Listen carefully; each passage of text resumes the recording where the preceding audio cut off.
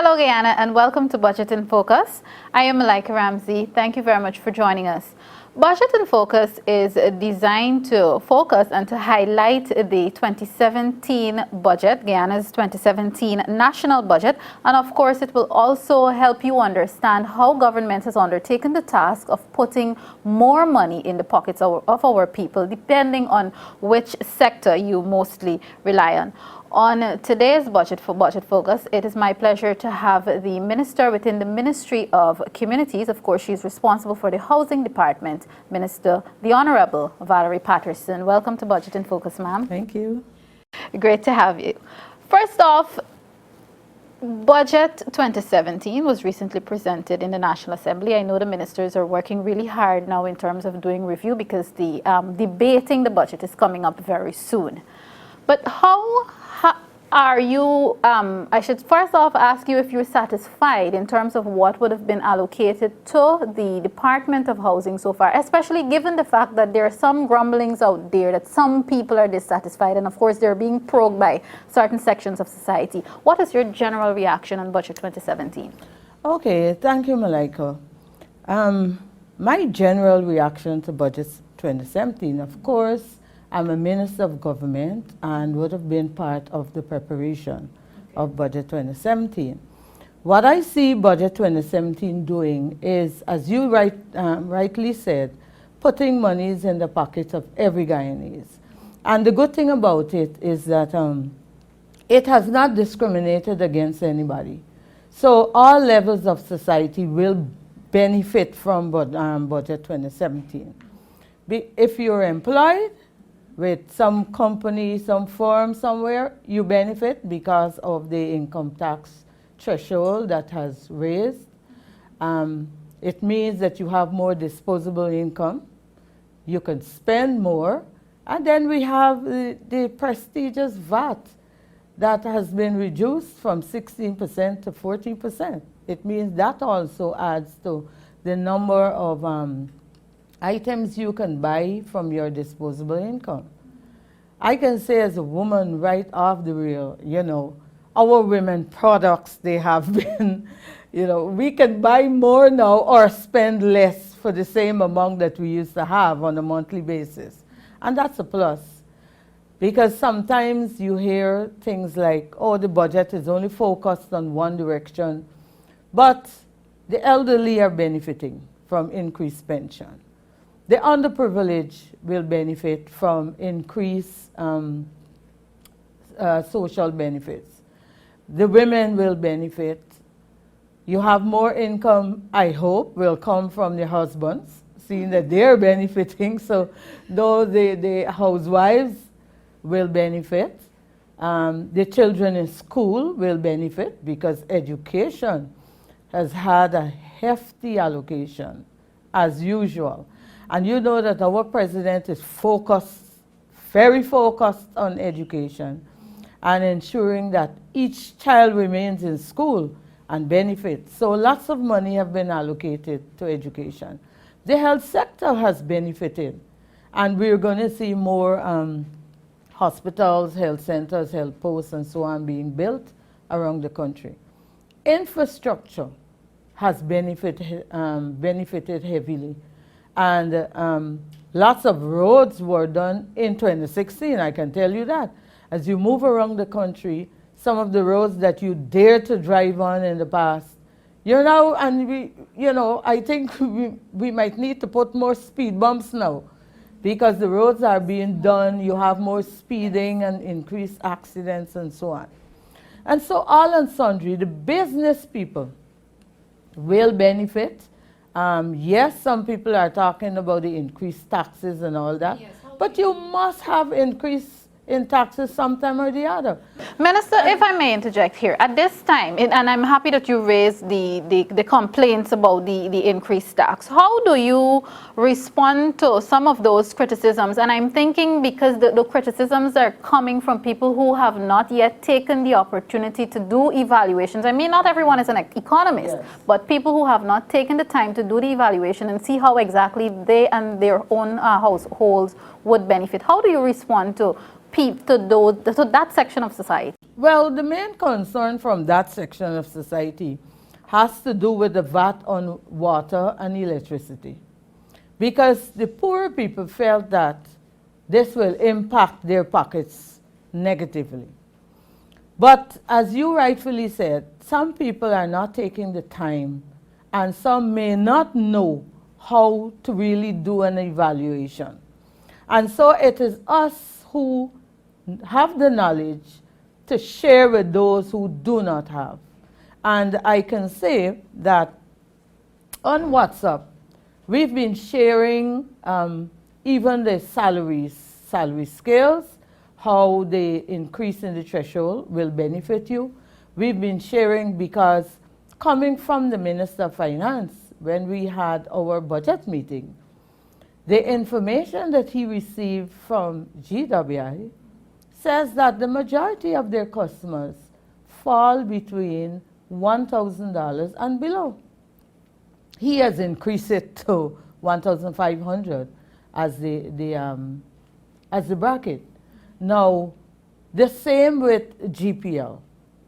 We were informed that of the 140,000 persons on the grid, of that 105,000 persons, their monthly bill is between $10,000 and below.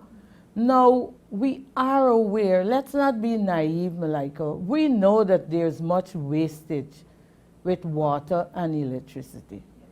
I've been going around and I've done an analysis in many areas. My own, my personal.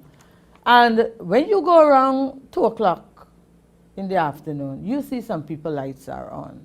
The back door light, the downstairs light. Some people forget the light in a room in the house that they might not be using frequently. And I can tell you from my own habits, I have to curb. Yes. Because I would press my clothes, iron my clothes every day. Now you can do all of that on the weekends. Yes. You know, 5 days a week you have to work. Press your clothes for 5 days. Yes. And a few additionals if you have a lot of activities like I do. And that will, you know, help with conservation. Yes, and you coming out the house, it's a usual practice that we charge our cell phones all night. You just pull the phone out, you left the charger in. You use the microwave to hot your food, it's left in and it's running. The radio, you turn it off, it's left, plugged in and it's running. So those are some of the things we can do. And if we feel that we will be affected because our bill will go over 10,000, then let's conserve. Exactly, and it's teaching us to be responsible, and to teach our children to be responsible. Responsibility. You go around and you see pipes running, yard pipes running with water, children playing, the parents upstairs, or they gone out and the children at the pipe playing. This is treated water, and it's costly to treat. And so we cannot continue to operate. In the developed world, you would never see those things happening because of the cost that you have to pay for water and electricity. Minister, let's move on to housing, to your sector specifically. Now, even before we talk about 2017 and what would have been allocated in the budget for 2017, it is interesting that we, take some time to revisit what happened in 2016 in terms of your achievements and some of the possible challenges and how you plan to face those challenges again as we move into 2017. So let's talk for a bit about 2016. Okay, you asked a question early on as to how the budget 2017 impact housing. Yes. I'm proud to say that the $8 billion plus that is allocated to housing, CHNPA, we're not taking any money from the government coffers. We are funding our 2017 budget ourselves. That's a big plus. We did the same for 2016. And so persons must know that coming to housing, paying for your house lot, it's not going down the drain. Those are the same monies that we're taking again, and we're going to do all the infrastructure work and everything that we have to do at housing for 2017. So kudos. Yes, kudos to housing indeed. We've been managing our funds in a very effective way. Okay. As it relates to 2016, Yes. there were some measures that were mentioned in the 2016 budget. You see, what's happening here, because this is the first time we have a budget in 2017, 2017 in 2016, you still have to think in your head where you are. So we're still in 2016, right? And we had our 2016 budget January of this year. And so there were, and I know persons were a little bit disturbed, that we did announce some infrastructure work that we were going to do in 2016 that were not done. Now there are reasons for that. And I can assure them up front that all of those works will be done in 2017. And the work will start first working day of 2017. As I said, we don't have to wait to download money from the Treasury. We have it all there ready and waiting. And so we had some challenges that we had to face. Now, before you can actually do work, you have to go in, assess what has to be done, and the magnitude of the work that had to be done in housing in terms of infrastructure, we did not estimate that in 2016. It is greater than we had anticipated. And so we had to do a lot of, we had to go in, get our engineers, and we suffered loss of technical people in this year, which put a further strain on our projects department. There were a few resignations. So it wasn't dismissals, it was voluntary separation. Yes. And so we had some major challenges that we had to face. And let me just give you a little, because most, a vast majority of the housing schemes, infrastructure was either absent or deteriorated. And there were some areas where allocations were done, and I know you're going to ask that specific question, and no infrastructure work was there. So I'm just going to stop there, because I know you're going to ask. No, I know, again, despite the challenges, you would have already indicated that you would have done a lot, even and clearly saying with your own, when I say your own money, of course, I mean the housing money. I wish it was my own. I know you wish it were indeed. Would you say, despite the fact that there were allocations in communities and areas that were not properly developed when it comes to infrastructure, would you say the number that would have been allocated is a significant number, a number that you know would put the housing in a better position to say that, look, we are moving forward with what we have, this is what we have done? Was that number significant? Yes, in some of the areas. And we at housing, we knew that we have to complete the infrastructure because it is in the interest of the people. And this is not to say, okay, the allocations weren't done under my government. We have the people at heart, and it does not matter which government the allocations were done under. We have to do remedial work and bring relief to the people. And this government will be doing so. All right. Now we move on to 2017 and the plans.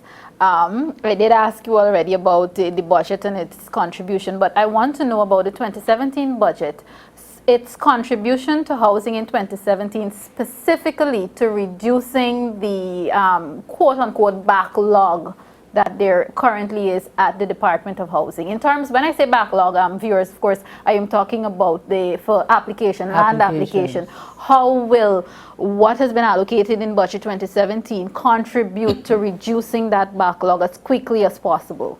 Well, what has been allocated in 2017 is not only to reduce the backlog of applications, but also you would have known that we have an issue with occupancy, low occupancy. Yes. So budget 2017 is targeting both categories of people.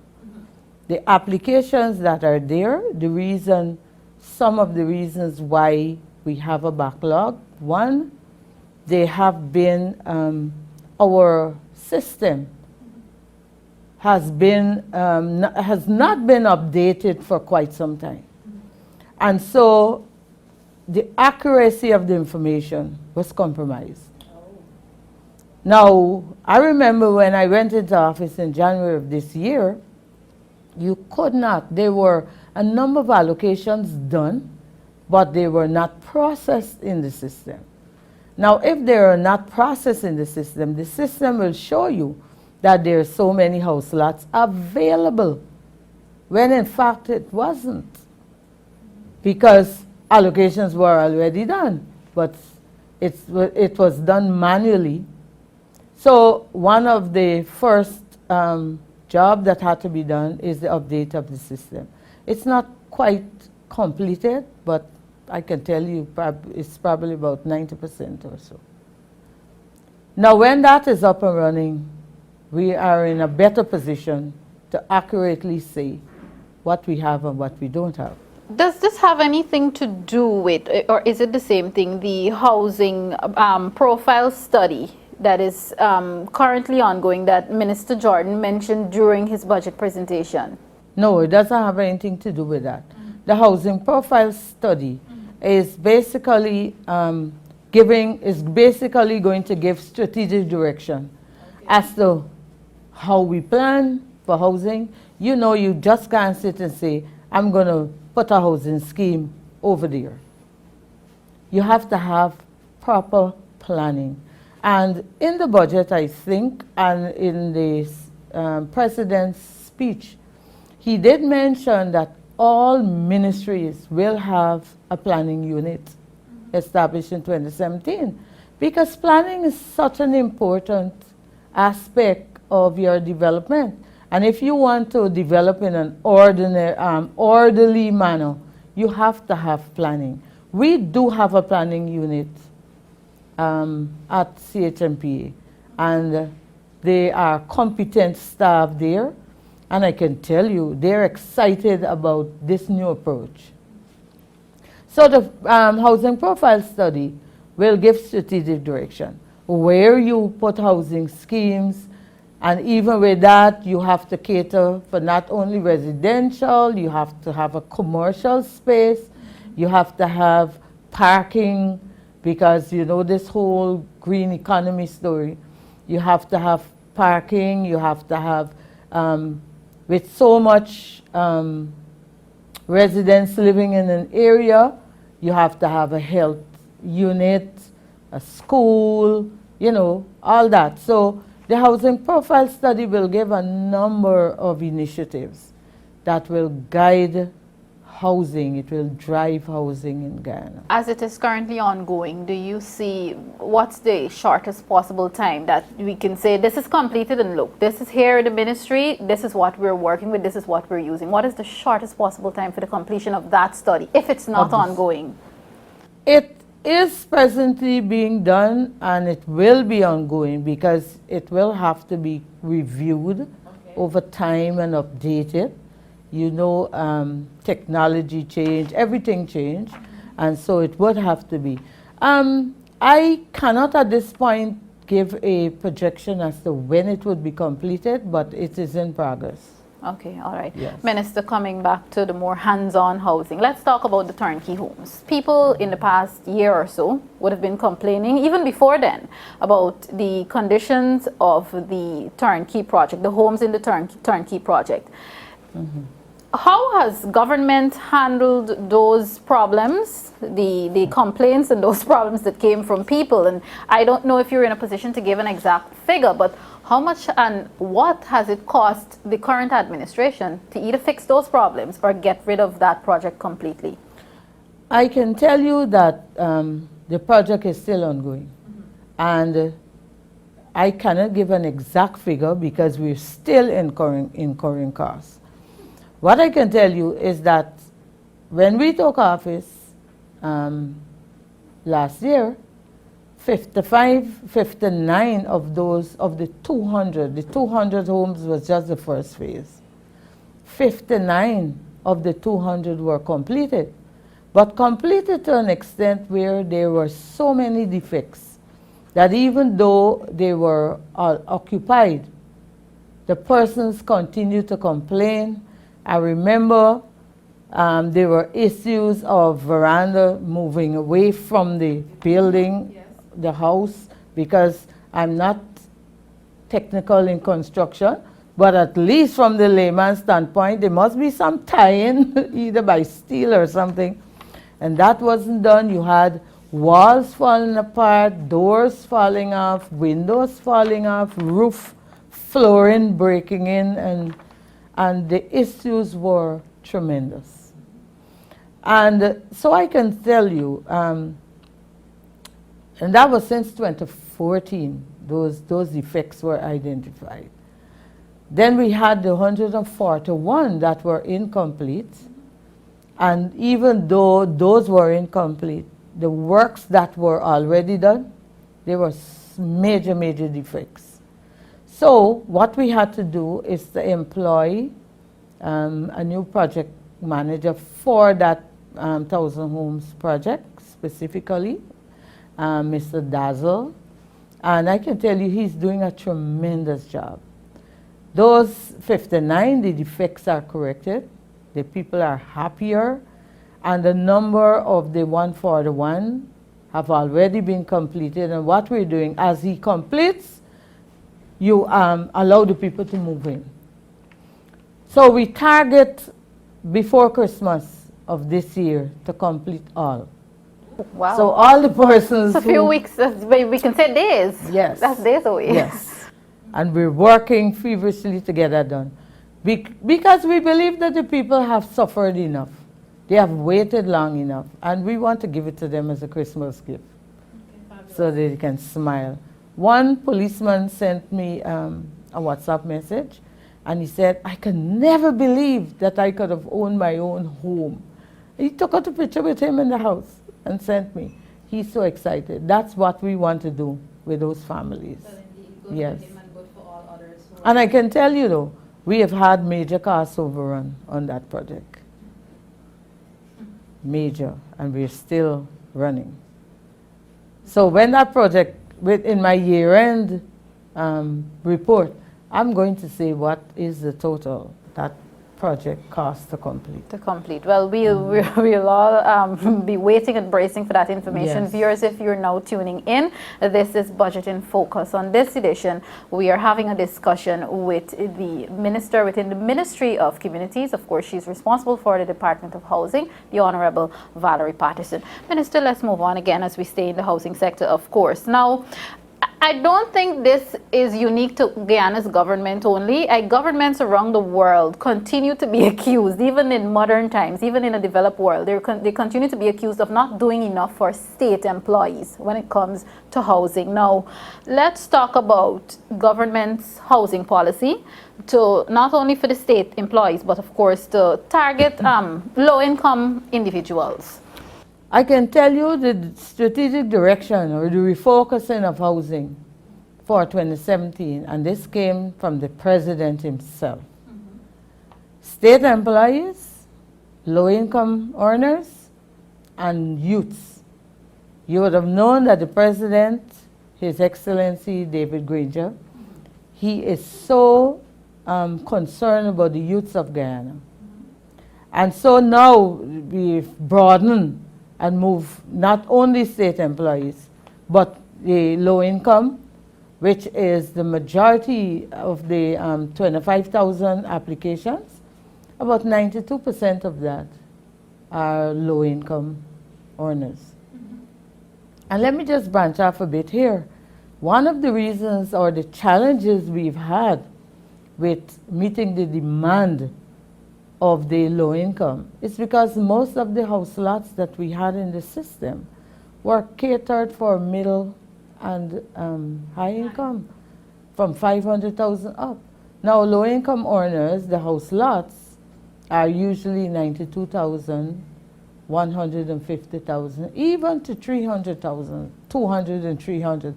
Some of them will pay, but they can't afford 500,000 up.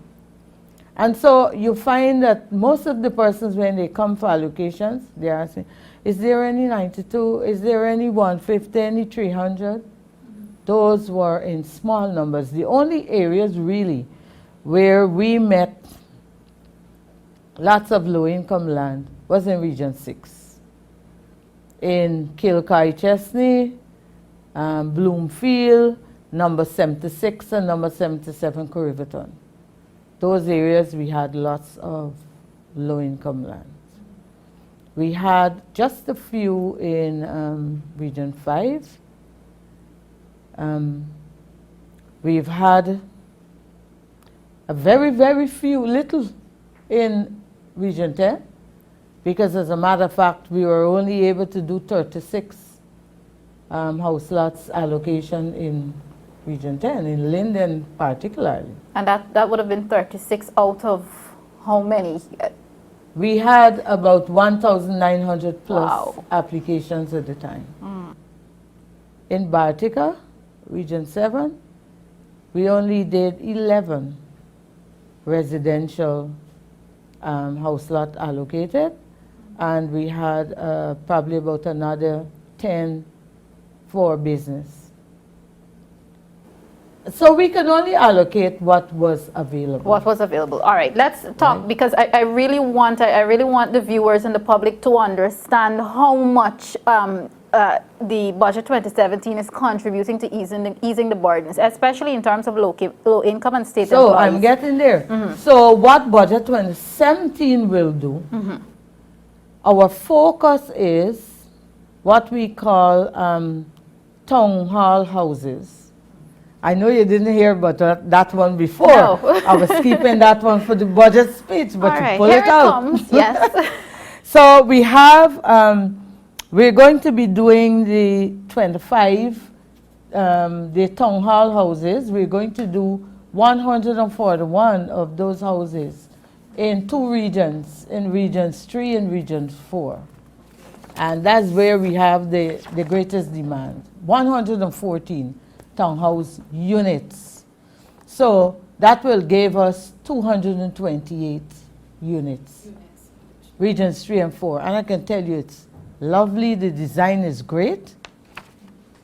Then I'm tempted to show you the design. I'm going to allow you to save some for the budget, because viewers, remember too, we're doing this right before the budget debates begin. Yes. So I'm going to let you save some. And then we're going to focus on some duplexes. I did mention that before in the program. And also the condominiums. And so those will take a great number of the applications. That will meet a great demand for persons. And while some persons don't believe in the condominiums, many of the persons that came, because one of the reasons why we decided to go this way, the demand for the turnkey houses. Malika, we only had 200 houses in total. And I can tell you we have over 8,000 plus applicants for turnkey. And people will say to us, I prefer to just be given a key. They don't want the I don't burden want of the building. hassle and the burden of having to build and go through contractors. And some of them shared some very sad experiences that they've had. We can never forget our hinterland communities. Never. Let's talk about what the budget has in store for housing in the hinterland communities. Even though we just forget, we leave them out, but we should never do that. So what is provided for housing development in hinterland communities? We have $100 million in 2017 budget. The entire project for the hinterland, which is regions 1 and 9, is just over 220 something million. But so for this year, we're going to start with 100. It's a government of Guyana IDB project. And as I said, it's done in regions 1 and 9 in some communities, repairing roof, replacing roof, and building houses. And that is being driven by the persons living in those communities, by the Amerindian councils and the people who live there. They determine what they want, where they want it to be done, how they want it to be done. And so it is people-driven. And you will know that government's program on the whole, this government program is always people-driven. Okay. Minister, earlier you talked about plans for projects in places like, well, you did say Region 3, of course, this pulls in Stroudville, you talked about Region 10, there's Amelia's Ward and so on. Is there a specific plan for Cummings Lodge, the Cummings Lodge community, as in, or does it fall within what has been allocated for these other communities I just spoke about? Well, what we have earmarked for Cummings Lodge is the duplexes as well as condominiums. The CHMPA will be funding on its own the townhouse and the duplexes.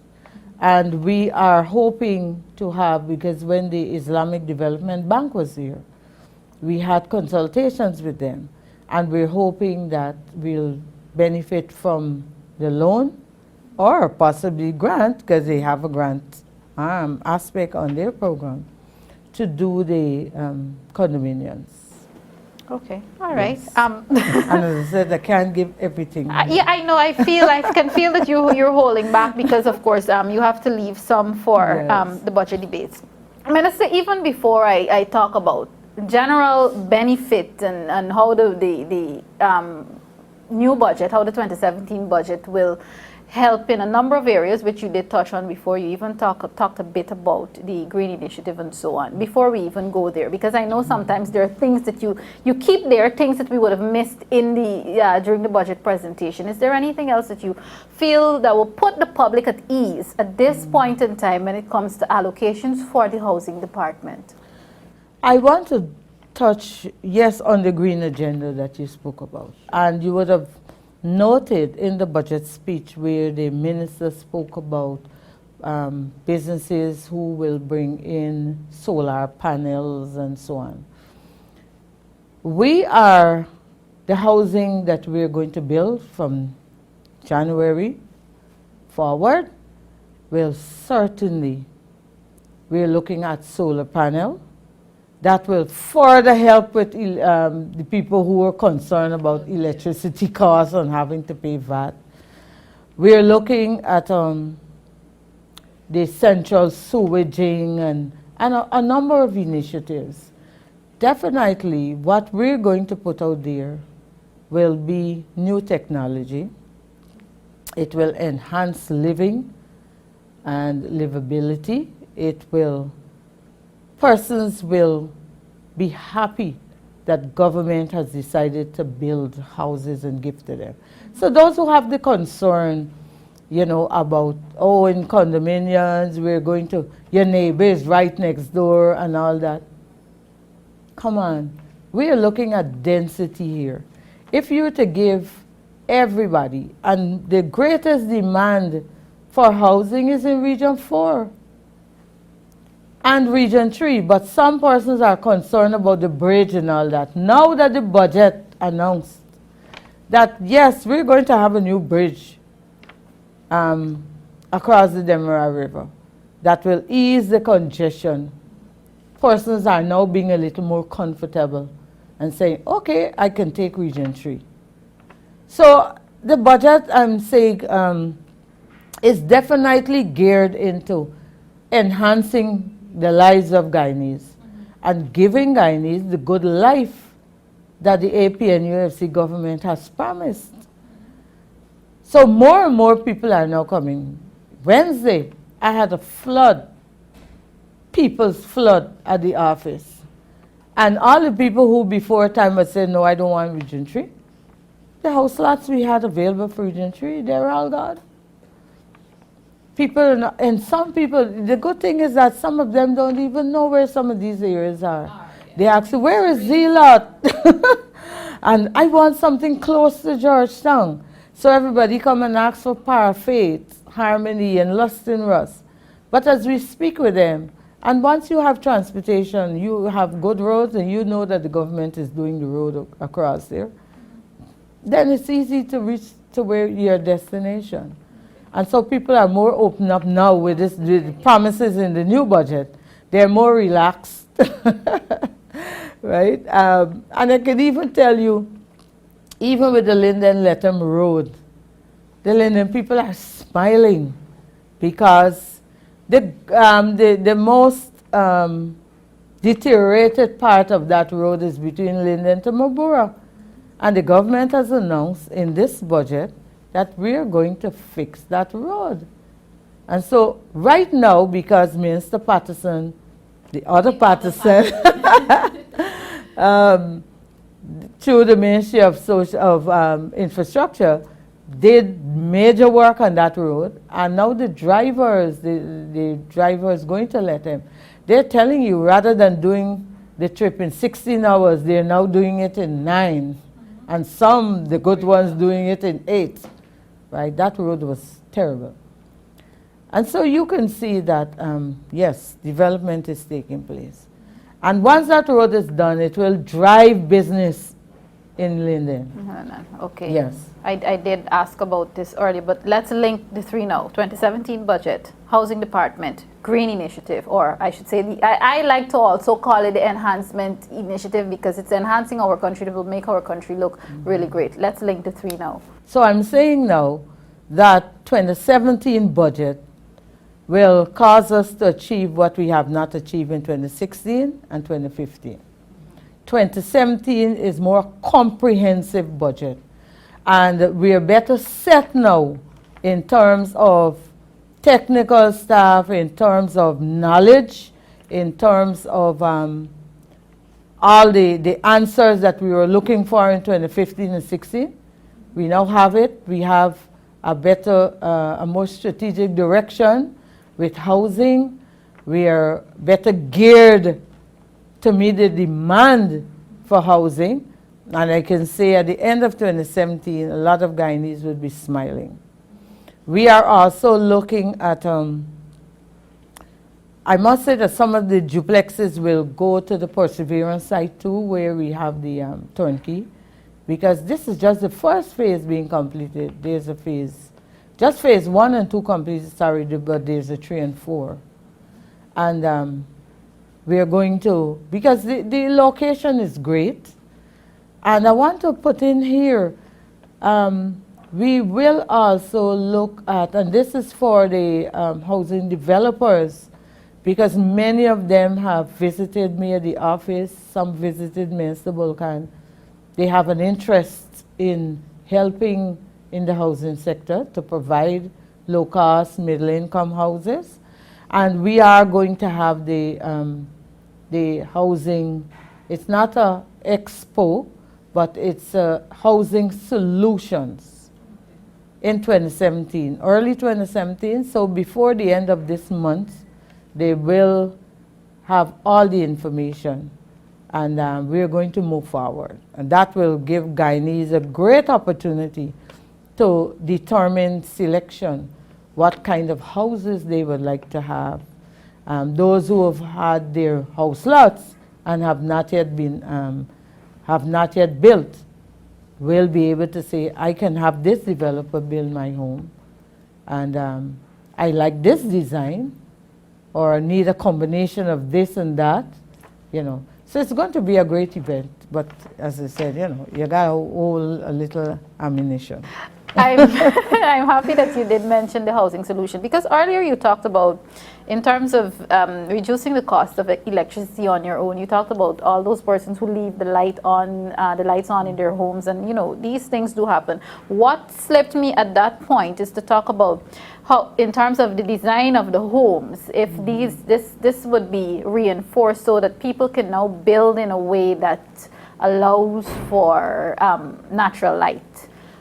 That is one of the things that the housing solutions will do, because all the persons who will participate in that, we have sold to them the green agenda.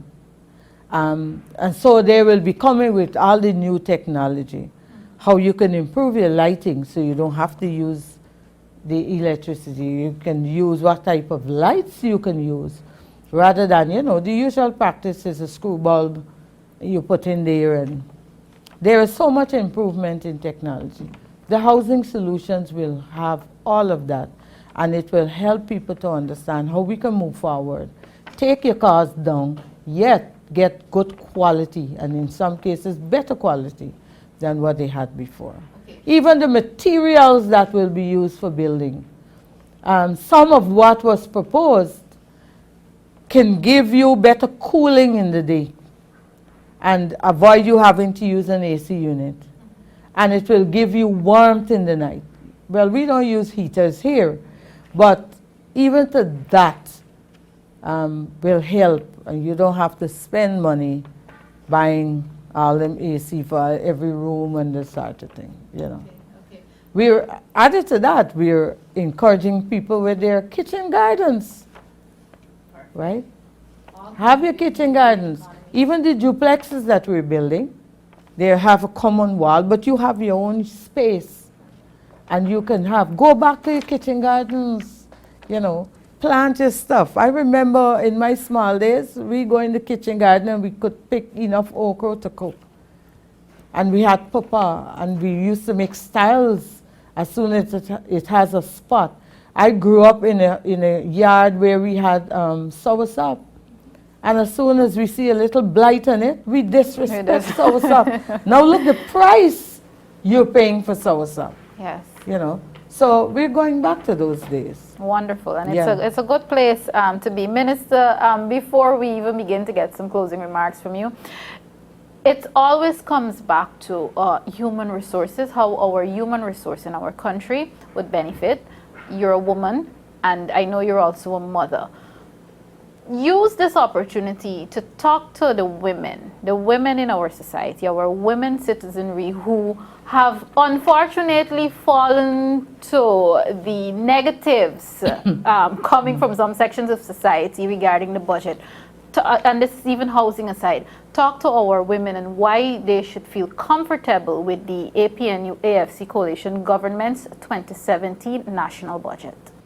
Well, firstly, I want to say that APNU-AFC government, coalition government, has promised all Guyanese a good life. And that is without discrimination. It does not matter which region you're from or which community in the region you're from.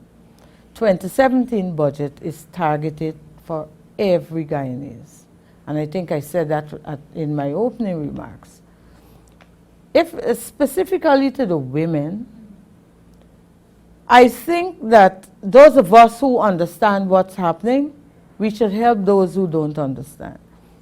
Malika, it's easy for people to gravitate to the negatives. And that's not only to do with budget 2017. Anything negative goes faster than the positive.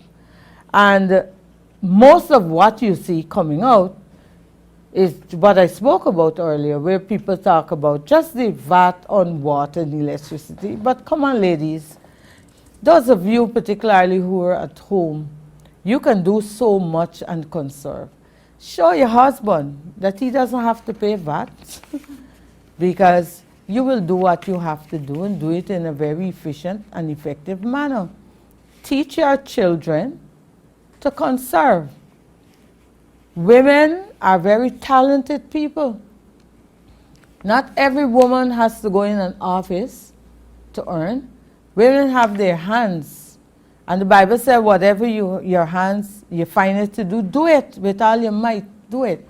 And so I'm saying to women, particularly those who are in the home all day, don't just see yourself as a housewife. See yourself as a home manager. See yourself as an economist. See yourself as a nurse, as a legal advisor, because that is who we are. And you can advise your husband, sit with him, do budgeting.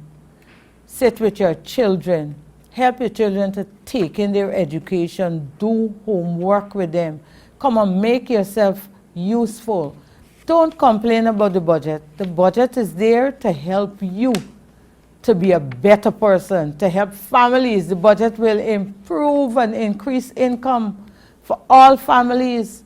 And you can do much more with the money that is given to you. And I said, I hope the difference on the the ceiling, that the women will benefit from it and the men don't decide to take it and go to the bars. So you have to coach these men and get them to bring the extra so that you can do extra. And let me say something. We are in the Christmas season. Don't overdo it. Spend cautiously. We women love to buy things that we don't need. I know about that. I've done that so many times. Only yesterday I was saying, after Christmas is finished, I have meat in the freezer until March. Why do I have to do that? But we go overboard. You have a carpet, nothing is wrong with it, but because it's Christmas, you want a new one. Come on, wash it and make it, look renewed. And save your money. Take your money and do something extra. So, budget 2017 is a plus for all of us. And let's look at the positive in it. Forget about the negative. They are naysayers. You can't stop them. And they have to do their job. You have to do yours. I have to do mine. But I encourage you, spend less time talking about the negatives of budget 2017. Because those are the only two negatives, So all the positive, the two negative outweigh the positive. And really, it's not negative. All it's saying, let's conserve on our electricity and our water. Thank you very much. Who can better do it than a woman? Exactly. You see there, I got a response to the question and wrap up sentiments in one. Yes. So women, let's stand out.